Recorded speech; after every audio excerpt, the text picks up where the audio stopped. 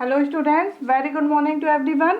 तो हमारी ये क्लासेस चल रही हैं जिसमें अपन डिस्कस कर रहे हैं analogue to digital and digital to analogue converters type. तो डिस्कशन जो अभी चल रहा है वो चल रहा है एनालॉग टू डिजिटल कन्वर्टर। तो लास्ट क्लास में अपन डिस्कस कर चुके हैं कि क्यों अपन को एनालॉग टू डिजिटल कन्वर्टर की रिक्वायरमेंट होती है, क्योंकि जो एनालॉग सिग्नल होता है हमारा, वो सिग्नल क्या होता है हमारा, उसको स्टोर करना टफ होता है, उस कॉम्प्लेक्स होता है हमारा, उसको स्टोर करना जो होता है, प्रोसेसिंग करना एनालॉग सिग्नल की टफ होती है, हमारी नॉइस प्रॉब्लम आती है। इसलिए अपन क्या करते हैं, एनालॉग सिग्नल को डिजिटल सिग्नल में कन्वर्ट कर लेते हैं ताकि अपन उसको इजीली प्रोसेस कर सके, हमारा स्टोर कर सके, और फिर उसको अगर रिक्वायरमेंट होती है तो फिर से अपन क्या करते हैं, डिजिटल को एनालॉग में कन्वर्ट कर लेते हैं। ओके, अगर अपन को डायरेक्ट डिजिटल मेजर करना है तो उसी को करते हैं। तो दो टाइप के अपन लास्ट क्लासेस में डिस्कस कर चुके हैं, counter type ADC and successive approximation type ADC. उन दोनों में ही अपन ने देखा था कि जो काउंटर टाइप एडीसी होता है तो वो तो बहुत ही ज्यादा टाइम लेता है। ओके, जितना नंबर ऑफ क्लॉक साइकिल्स, मतलब जितना इनपुट मेजर करना है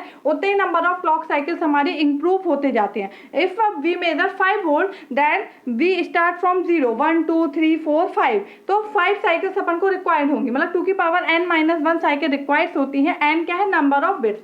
फिर अपन ने देखा था कि जो सक्सेसिव अप्रोक्सीमेशन टाइप है उसमें जो होता है कुछ कम हो जाता है, टाइम पीरियड कितना हो जाता है, n इंटू टी क्लॉक।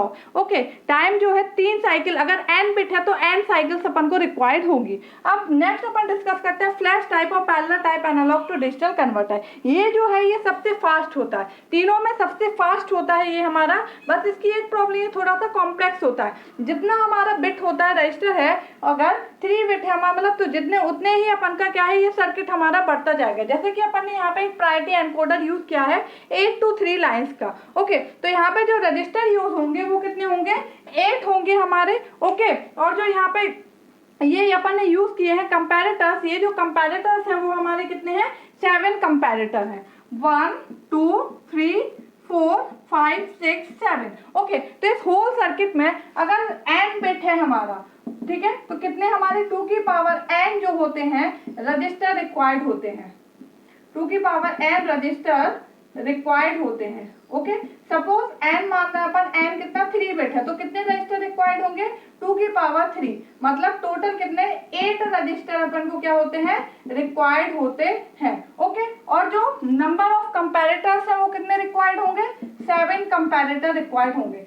तो देख रहे हैं आप कि कितने ज्यादा रजिस्टर, कितने ज्यादा कंपैरेटर्स रिक्वायर्ड है। इसका मतलब क्या होता है, ये जो सर्किट होता है वो क्या होता है, कॉम्प्लेक्स होता है। सर्किट हमारा कॉम्प्लेक्स होता है, लेकिन ये क्या होता है, फास्ट होता है। इसकी जो प्रोसेसिंग होती है वो बहुत ही फास्ट होती है, इसलिए अपन इसको यूज करते हैं। बट अपन देखिए सर्किट के कॉम्प्लेक्सिसिटी के हिसाब से तो ये जो सर्किट है वो क्या होता है, बहुत ही कॉम्प्लेक्स होता है। अब अपन देखते हैं कि इसकी वर्किंग, ये कैसे हमारा वर्क करता है, कैसे फास्ट रिस्पॉन्स देता है। तो यहाँ पे हम ये बनाए हुए हमने 7 कंपैरेटर है, कंपेयर करेंगे। ये पैरिटी एनकोडर है। हम आपको थोड़ा सा बता देते हैं पैरिटी एनकोडर क्या होता है। पैरिटी एनकोडर क्या होता है, हमारा जो भी इसमें इनपुट्स आएंगे, ये 7 इनपुट आ रहे हैं, आउटपुट हमारे 3 Q1 डॉट Q1 Q2, तो ये जो भी प्रायोरिटी किसको देगा, जो हमारा हाईएस्ट है, मतलब जो सबसे पहले आया है उसको ये क्या करेगा, प्रायोरिटी देगा। तो जो भी हमारा पहले इनपुट आया, सपोज 5 वोल्ट इनपुट आ गया है, तो वही इसको दे देगा। इसके बाद के सारे भले हाई रहे हमारे इनपुट, लेकिन ये इसको नहीं देगा। जो सबसे पहला हाई होगा हमारा इसके लिए इनपुट, तो उसी के अकॉर्डिंग ये क्या करेगा, आउटपुट देगा। ओके, मतलब प्रायोरिटी एनकोडर कब वर्क करेगा, जब इसका जो इनपुट है वो क्या हो, हाई हो। अब मान लीजिए सपोज ये हमारे 7 हमारे इसमें क्या है, कंपैरेटर है, ये 6 रजिस्टर कंपैरेटर है, इन सबका इनपुट क्या है, हाई है एक साथ। तो सबसे पहले जिस कंपैरेटर का इनपुट हाई हुआ, मान लो D से D1 तक, ये सारे का इनपुट हाई है। ओके, तो जो D6 है ये क्या है हमारा, सबसे बड़ा है, तो ये इसको प्रायोरिटी देगा। अब बोलते हैं ना कि जो बड़े हैं उनको प्रायोरिटी देनी चाहिए किसी भी चीज में, तो प्रायोरिटी एनकोडर वही है कि ये इसको प्रायोरिटी देगा, तो इसके अकॉर्डिंग जो हमारा आउटपुट होगा वही हमारा आउटपुट में क्या होगा, शो होगा, मतलब वो आउटपुट अपन को क्या होगा, प्राप्त होगा। तो ये हमारा प्रायोरिटी एनकोडर का काम, की प्रायोरिटी एनकोडर कैसे हमारा प्रायोरिटी सेट करता है। अब अपन देखते हैं कि यहाँ पे हमने रजिस्टर लगाए हैं, RRR रजिस्टर्स है। ओके, ये यहाँ पे सपोज इनपुट वोल्टेज दिया अपन ने क्या, V रेफरेंस। ओके, ये अगर इनपुट वोल्टेज V रेफरेंस है तो ये पॉइंट पे हमने लिखा है, ये हमारे पॉइंट्स हैं कि यहाँ का 7/8 V रेफरेंस होगा, 6/8 5/8 कैसे होगा, ये वोल्टेज डिवीजन रूल आप सबने पढ़ा होगा। वोल्टेज डिवीजन रूल क्या होता है हमारा, कुछ इस तरीके से, सपोज दो रजिस्टर हैं, दोनों सेम है आर आर, ओके, ये है हमारा क्या, इनपुट वोल्टेज वी इन। अगर इसके अक्रॉस अपन को वोल्टेज फाइंड करना है तो अपन कैसे फाइंड करते हैं, वी, इसका मान लिया वोल्टेज वी आर है, वी आर फाइंड करना है तो कैसे करेंगे, इनपुट वोल्टेज इनटू जिस रजिस्टर के अक्रॉस अपन को फाइंड करना है हमारा उसका, अब वो रजिस्टर और डिवाइड बाय टोटल, ठीक है, तो आर बाय क्या हो जाएगा 2R, ओके, तो इसके अक्रॉस का वोल्टेज क्या आ जाएगा, वी इन बाय 2। वही सेम अपन ने वोल्टेज डिवीजन रूल यहाँ पे लगाया हुआ है, ओके। तो यहाँ का अगर अपन को वोल्टेज फाइंड करना है कि यहाँ का वोल्टेज क्या होगा, तो ये टोटल रजिस्टर कितने होंगे यहाँ तक के 7, तो ऊपर क्या आ जाएगा 7, ठीक है। अगर अपन को यहाँ का वोल्टेज फाइंड करना है, सपोज अपन लिखते हैं VA, तो VA इक्वल टू क्या होगा, V reference input voltage into जो ऊपर ये रजिस्टर है मतलब अपोजिट, वो क्या हो जाएंगे 7 into R divide by total register कितने हैं 1 2 3 4 5 6 7 8, तो डिवाइड बाय 8R। तो यहाँ का वोल्टेज कितना आ गया 7/8 V रेफरेंस। सेम यहाँ का अगर अपन देखेंगे तो यहाँ तक के रजिस्टर कितने हैं 6, तो क्या आएगा V reference into 6R divide by 8R, तो यहाँ का आ जाएगा 6/5। सेम इसी तरीके से सारे हमने यहाँ पे वोल्टेज लिखे हैं कि किस पॉइंट पे हमारा वोल्टेज क्या होगा by voltage division rule, okay. अब देखते हैं अपन कि ये कैसे काम करता है। सपोज इसमें दो कंडीशंस होती हैं, ओके, इफ ये है हमारा VA एनालॉग इनपुट, जो भी एनालॉग इनपुट अपन को मेजर करना है वो अपन यहाँ पे देंगे, ओके।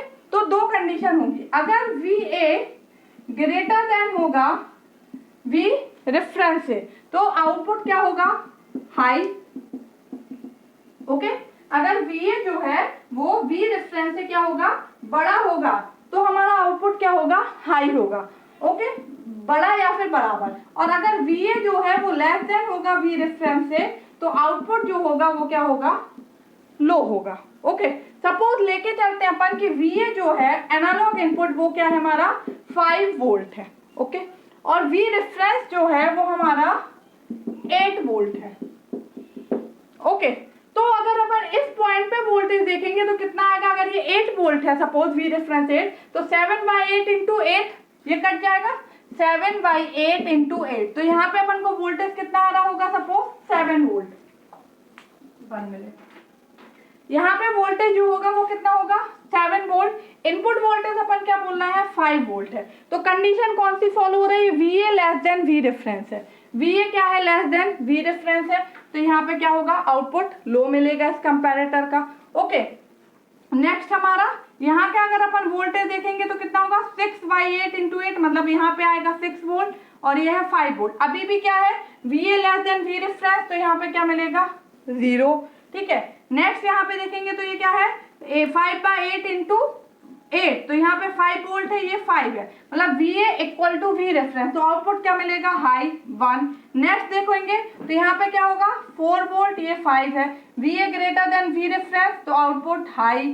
सेम आएगा यहाँ पे 5 वोल्ट, ये 3 वोल्ट, तो VA greater than V reference, output high. यहाँ पे क्या आएगा ये होगा 8/8 कट जाएगा, यहाँ पे 5 वोल्ट 2 वोल्ट, तो ये भी हाई हो जाएगा। सेम यहाँ पे ये 5 वोल्ट हो गया हमारा और ये 1 वोल्ट, तो ये क्या हो गया हाई, ओके। तो ये इस तरीके से क्या करेगा हमारा वर्क करेगा, मतलब ये लो यहाँ पे ये हाई ये हाई ये हाई, ये इस तरीके से हमारा क्या होगा वर्क करेगा। तो जो ये वाला है ये सबसे पहले आया ना, इसके बाद ये सारे इनपुट हाई है, लेकिन सबसे पहले क्या आया ये आया, तो जो D5 है मतलब वो क्या होगा अपन को यहाँ पे आउटपुट में फाइंड होगा, मतलब जो D5 के अकॉर्डिंग है D1 D2 D3 D4 ऐसे चल रहा है, D0 मतलब 0 वोल्ट 1 2 3 4 5, तो ये जो 5 है इसका आउटपुट अपन को यहाँ पे मिलेगा, मतलब ये जो हमारा आउटपुट है वो क्या मिलेगा D5 के अकॉर्डिंग, मतलब 5 वोल्ट जो है हमारा वो क्या होगा अपन को मिलेगा। कैसे होता है हमारा 0 0 0 0 0 1 0 1 0 0 1 1 1 0 0 1 0 1 ऐसे ही चलता है ना, 0 वोल्ट 1 2 3 4 5, तो आउटपुट में अपन को क्या मिल जाएगा 1 0 1, मतलब Q0 Q1 Q2 क्या आउटपुट मिलेगा 1 0 1। तो प्रायोरिटी एनकोडर ये क्या करेगा, इसको प्रायोरिटी देगा, ये सबसे पहले आया, ये सबसे बड़ा है, उसके बाद हमारे ये चला, तो जो सबसे पहले आया उसको प्रायोरिटी। सपोज यहाँ पे 0 आ रहा होता फिर 1 से स्टार्ट हो रहा होता तो आउटपुट क्या मिलता हमारा D4, जो हमने इनपुट में दिया था 5 वोल्ट वही अपन को आउटपुट में मिल गया है 5 वोल्ट। तो ये हमारा कुछ इस तरीके से वर्क करता है। ये है हमारा क्या, पैरेलल टाइप, ये पैरेलल में लगे हुए सारे रजिस्टर्स। ओके, कंपैरेटर, इसलिए इसका नाम है क्या, पैरेलल टाइप। और flash type analogue to digital converter, तो ये एनालॉग वैल्यू को डिजिटल वैल्यू में कन्वर्ट कर देता है। ये जो प्रोसेस है वो बहुत ही फास्ट है, क्योंकि एक साथ ये सारे हमारे वर्क कर रहे हैं, अलग अलग क्लॉक पास अपन को साइकिल नहीं चाहिए, एक साथ इन सबका आ गया है, जो हमारा प्रायोरिटी होगा उसको अपन लगा देंगे। तो इसकी जो प्रोसेस है वो फास्ट होती है, बट एक कॉम्प्लेक्स होता है, क्योंकि जब आप देख रहे हैं इतने सारे कंपैरेटर्स, इतने सारे रजिस्टर, प्रायोरिटी एनकोडर अपन को रिक्वायर्ड हुए हैं, इसलिए ये जो सर्किट है वो कॉम्प्लेक्स होता है, बट क्या होता है, फास्ट होता है। फास्ट होने के कारण अपन इसको क्या कर लेते हैं, यूज करते हैं। तो ये हमारे तीनों टाइप के एनालॉग टू डिजिटल कन्वर्टर हो गए, counter type analogue to digital converter, successive approximation type and parallel type and flash type. तो जो काउंटर टाइप होता है उसमें जो टाइम लगता है वो सबसे ज्यादा लगता है, उसके बाद सक्सेसिव अप्रोक्सीमेशन टाइम में उससे कम लगता है, और फ्लैश टाइप जो होता है वो सबसे हमारा क्या होता है, फास्ट होता है। बट कॉम्प्लेक्सिटी के अकॉर्डिंग देखें तो उल्टा चलता है, ये सबसे ज्यादा कॉम्प्लेक्स होता है, फिर सक्सेसिव, फिर हो गया हमारा counter type. Okay, thank you.